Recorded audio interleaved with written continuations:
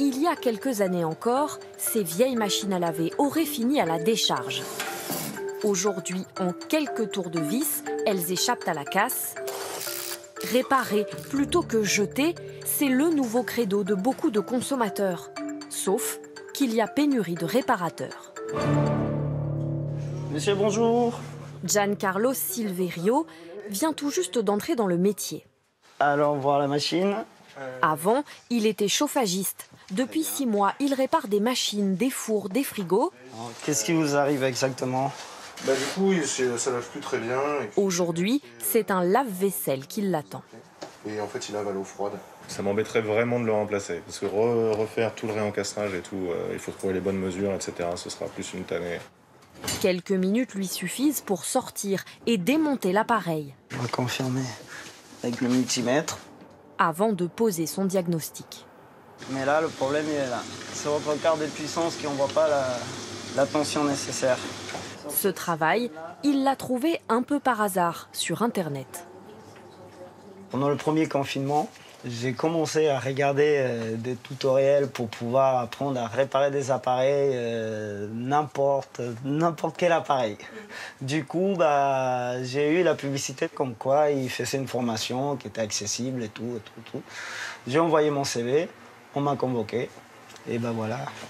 S'il a décroché une formation et un emploi si facilement, c'est parce que les entreprises s'arrachent ce genre de profil. Car la demande de réparation explose.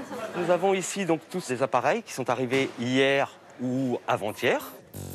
Dans cet atelier d'une célèbre chaîne de magasins, depuis 2-3 ans, il faut pousser les murs pour accueillir toujours plus de machines en panne. Je recevais aux alentours de 90 produits par semaine. Et là, on est passé à 120 actuellement. Problème, la main-d'œuvre manque. Alors pour trouver les 200 techniciens dont le groupe a besoin d'ici la fin de l'année, il mise sur la formation. Un partenariat avec un CFA a été signé. Dans cette autre entreprise, on a opté pour la formation interne. Dans ce hangar à Nantes, une dizaine d'apprentis réparateurs, tous en reconversion, anciens militaires, ingénieurs ou serveurs. C'était un métier que je ne connaissais pas du tout ça faisait longtemps que je n'étais pas content de me lever le matin pour aller travailler. Quand on fait un métier de bureau comme je faisais avant, on est un petit peu... à la fin de la journée, on a fait des choses, mais on est quand même resté devant un écran. Alors que là, quand on sait que la machine est réparée, on a vraiment une sensation d'avoir fait quelque chose d'utile en fait. La formation dure 6 mois. Les élèves sont payés par Pôle emploi, partenaire de l'école. Les autres frais sont à la charge de l'entreprise.